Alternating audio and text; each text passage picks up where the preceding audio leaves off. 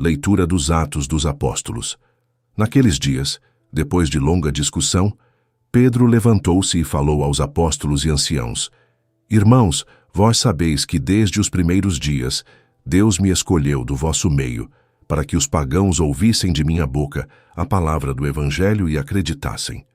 Ora, Deus, que conhece os corações, testemunhou a favor deles, dando-lhes o Espírito Santo como o deu a nós. E não fez nenhuma distinção entre nós e eles, purificando o coração deles mediante a fé. Então, por que vós agora colocais Deus à prova, querendo impor aos discípulos um jugo que nem nossos pais e nem nós mesmos tivemos força para suportar? Ao contrário, é pela graça do Senhor Jesus que acreditamos ser salvos exatamente como eles. Houve então um grande silêncio em toda a assembleia. Depois disso, ouviram Barnabé e Paulo contar todos os sinais e prodígios que Deus havia realizado, por meio deles, entre os pagãos. Quando Barnabé e Paulo terminaram de falar, Tiago tomou a palavra e disse: Irmãos, ouvi-me. Simão acaba de nos lembrar como, desde o começo, Deus se dignou tomar homens das nações pagãs para formar um povo dedicado ao seu nome. Isso concorda com as palavras dos profetas, pois está escrito: Depois disso eu voltarei e reconstruirei a tenda de Davi que havia caído. Reconstruirei as ruínas que ficaram e a reerguerei, a fim de que o resto dos homens procure o Senhor com todas as nações que foram consagradas ao meu nome. É o que diz o Senhor, que fez estas coisas, conhecidas há muito tempo. Por isso, sou do parecer que devemos parar de importunar os pagãos que se convertem a Deus. Vamos somente prescrever que eles evitem o que está contaminado pelos ídolos, as uniões ilegítimas, comer carne de animal sufocado e o uso do sangue. Com efeito, desde os tempos antigos, em cada cidade, Moisés tem os seus pregadores, que o leem todos os sábados nas sinagogas. Palavra do Senhor, graças a Deus.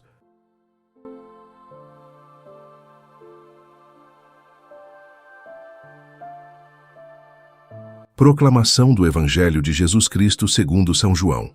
Glória a vós, Senhor. Naquele tempo, disse Jesus a seus discípulos: Como meu Pai me amou, assim também eu vos amei. Permanecei no meu amor. Se guardardes os meus mandamentos, permanecereis no meu amor. Assim como eu guardei os mandamentos do meu Pai e permaneço no seu amor. Eu vos disse isto, para que a minha alegria esteja em vós e a vossa alegria seja plena. Palavra da salvação.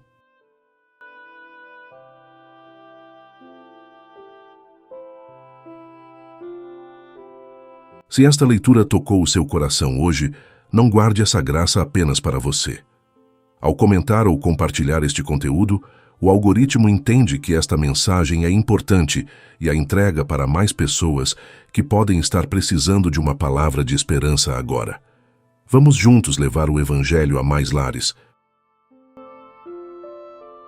Queridos irmãos e irmãs em Cristo, há momentos na história que dividem o tempo em um antes e um depois. Momentos em que portas antes fechadas se abrem de par em par, quando muros que pareciam intransponíveis desmoronam, quando a luz irrompe através de séculos de escuridão. A cena que presenciamos nos Atos dos Apóstolos é precisamente um desses momentos revolucionários. O Concílio de Jerusalém, onde a igreja primitiva enfrentou sua primeira grande crise existencial. Pedro se levanta para falar e suas palavras carregam o peso de uma revelação transformadora. Irmãos, vós sabeis que desde os primeiros dias Deus me escolheu entre vós, para que os pagãos ouvissem de minha boca a palavra do Evangelho e abraçassem a fé. Pensem na magnitude desta afirmação. Durante milênios, o povo judeu se considerava o povo escolhido de Deus, separado das nações gentias por leis, costumes e alianças. A circuncisão era o sinal sagrado desta separação, a marca física de pertencimento ao povo da aliança. E agora Pedro está declarando que Deus mesmo quebrou estas barreiras, derramando seu Espírito Santo sobre os gentios sem exigir que primeiro se tornassem judeus. Esta não era uma questão meramente teológica ou acadêmica, era profundamente pessoal, emocional, identitária. Para muitos judeus cristãos, aceitar gentios incircuncisos na comunidade de fé era como abrir as portas de sua casa familiar para estranhos, como diluir tudo o que tornava sua identidade preciosa e única. Mas Pedro faz uma observação devastadoramente simples e profunda. Deus, que conhece os corações, manifestou-se a favor deles, concedendo-lhes o Espírito Santo do mesmo modo que a nós. Ele não fez distinção alguma entre nós e eles, purificando os seus corações pela fé. Que verdade libertadora! Deus não olha para as marcas externas, para as observâncias rituais, para as credenciais religiosas. Ele olha para o coração. E quando encontra um coração aberto à fé, ele derrama seu Espírito Santo sem hesitação, sem condições, sem discriminação. Pedro então faz uma pergunta, que deveria fazer cada um de nós examinar nosso próprio coração. Agora, pois, por que tentais a Deus, impondo sobre os ombros dos discípulos um jugo que nem nossos pais, nem nós mesmos pudemos carregar?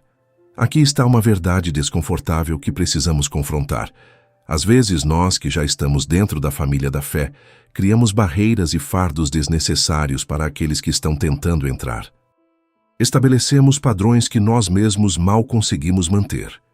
Julgamos os outros por não se conformarem a tradições que, embora possam ter valor, não são essenciais para a salvação. Quantas vezes, em nossas comunidades, paróquias e famílias, fazemos exatamente isso? Olhamos com desconfiança para aqueles que não se vestem como nós, que não falam como nós, que não compartilham nosso histórico cultural ou socioeconômico. Criamos círculos de pertencimento baseados não na fé em Cristo, mas em conformidade a normas humanas. Pedro proclama a essência do Evangelho com claridade cristalina. Ao contrário, é pela graça do Senhor Jesus que cremos ser salvos, exatamente como eles também. Pela graça. Não por nossos méritos, não por nossa observância ritual, não por nossa herança ou tradição, mas pela graça pura e imerecida de Deus. Tiago, após ouvir Pedro e os testemunhos de Barnabé e Paulo, oferece uma solução sábia e equilibrada. Ele reconhece que, embora não devamos impor fardos desnecessários sobre os gentios, há certas práticas que facilitarão a harmonia e o testemunho da comunidade. Sua abordagem é pastoral, prática, cheia de sabedoria. Esta tensão entre preservar o essencial da fé e ser flexível nas práticas não essenciais é algo que a Igreja enfrenta até hoje. Como mantemos a integridade do Evangelho enquanto permanecemos abertos e acolhedores para pessoas de diferentes culturas, origens e experiências de vida? E é aqui que o Evangelho de João ilumina profundamente nossa compreensão. Jesus nos diz: "Como o Pai me amou, assim também eu vos amei. Permanecei no meu amor." O amor é a essência, o núcleo irredutível da nossa fé. Não a lei, não o ritual, não a tradição por si mesma, mas o amor. E este amor não é algo que ganhamos ou merecemos, é algo que recebemos e no qual somos convidados a permanecer. Jesus continua: "Se guardardes os meus mandamentos, permanecereis no meu amor, assim como eu guardei os mandamentos de meu Pai e permaneço no seu amor." Mas quais são esses mandamentos? Jesus já nos disse anteriormente: amar a Deus acima de todas as coisas e amar o próximo como a nós mesmos. Toda a lei e os profetas dependem destes dois mandamentos. Permanecer no amor de Cristo não é sobre observância meticulosa de regras religiosas. É sobre viver em um relacionamento dinâmico de amor com Deus e com os outros. É sobre deixar que o amor de Deus flua através de nós, para alcançar um mundo ferido e quebrantado. E então Jesus revela o propósito de tudo isso. "Eu vos disse estas coisas, para que a minha alegria esteja em vós, e a vossa alegria seja plena." A alegria.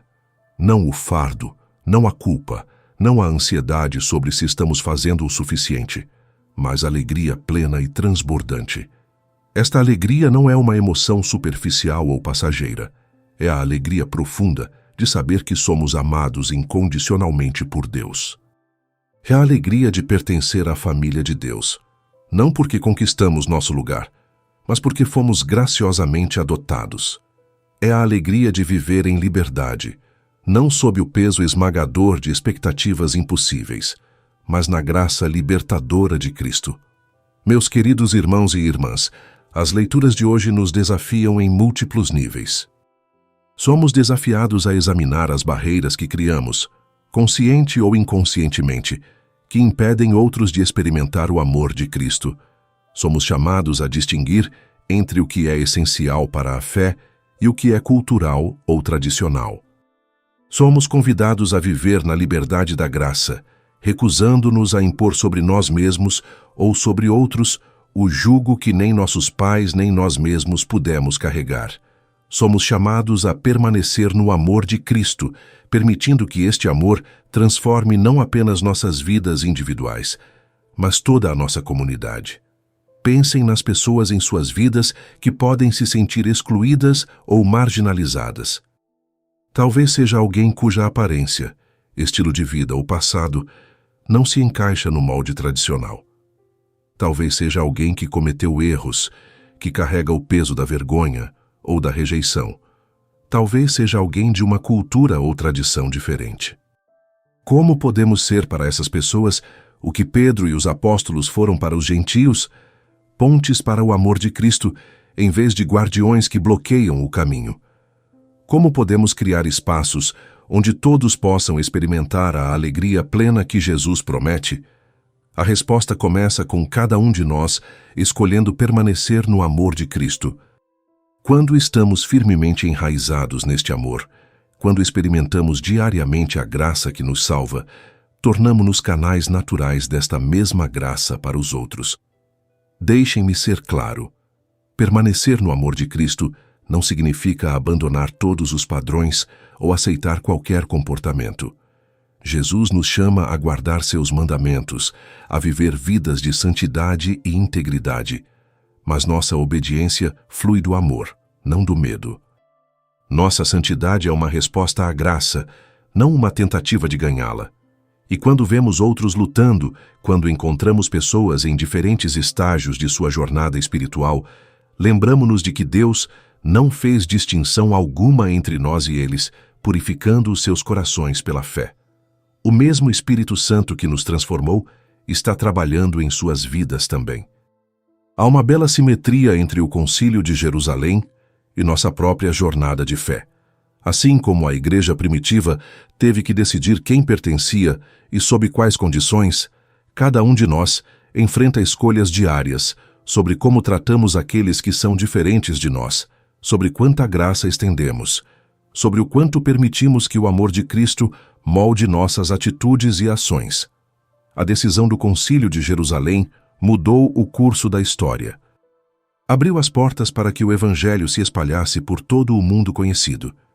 Permitiu que pessoas de todas as nações, tribos e línguas se tornassem parte da família de Deus. Foi um triunfo da graça sobre a lei, do amor sobre a exclusão. E hoje, somos herdeiros desta decisão revolucionária. Somos beneficiários da graça que abriu as portas para nós. A maioria de nós aqui não somos descendentes diretos do povo judeu. Somos os gentios que foram acolhidos pela graça, os estrangeiros que foram feitos cidadãos do reino de Deus. Tendo recebido tanta graça, como podemos fazer menos do que estendê-la generosamente aos outros? Tendo experimentado o amor incondicional de Cristo, como podemos impor condições sobre aqueles que buscam o mesmo amor? Que possamos ser uma comunidade conhecida não por nossas regras e restrições, mas por nosso amor transbordante. Não por nossas barreiras e exclusões, mas por nossa abertura radical àqueles que buscam a Deus. Não por nossos julgamentos e condenações, mas por nossa graça e misericórdia. Que possamos permanecer tão profundamente no amor de Cristo que este amor se torne a marca distintiva de quem somos. E que, ao fazermos isso, experimentemos a alegria plena que Jesus promete. Uma alegria que não depende de circunstâncias externas, mas que brota da certeza inabalável de que somos amados, aceitos e transformados pela graça de Deus. Que o Senhor nos abençoe com corações abertos, mentes renovadas e espíritos generosos. que Ele nos capacite a ser pontes de graça em um mundo desesperado por amor.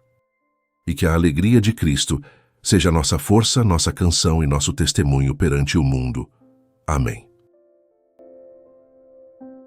Deixe aqui nos comentários o seu amém ou o seu pedido de oração. Nossa comunidade é um espaço de intercessão e, ao interagir com o vídeo, você ajuda o canal a crescer para que possamos continuar nossa jornada diária pela palavra. Que Deus abençoe sua generosidade em nos ajudar a espalhar a luz de Cristo. São Miguel Arcanjo, defendei-nos no combate. Sede o nosso refúgio contra as maldades e ciladas do demônio. Ordene-lhe Deus, instantemente o pedimos, e vós, príncipe da milícia celeste, pela virtude divina, precipitai no inferno a Satanás e aos outros espíritos malignos que andam pelo mundo para perder as almas. Amém.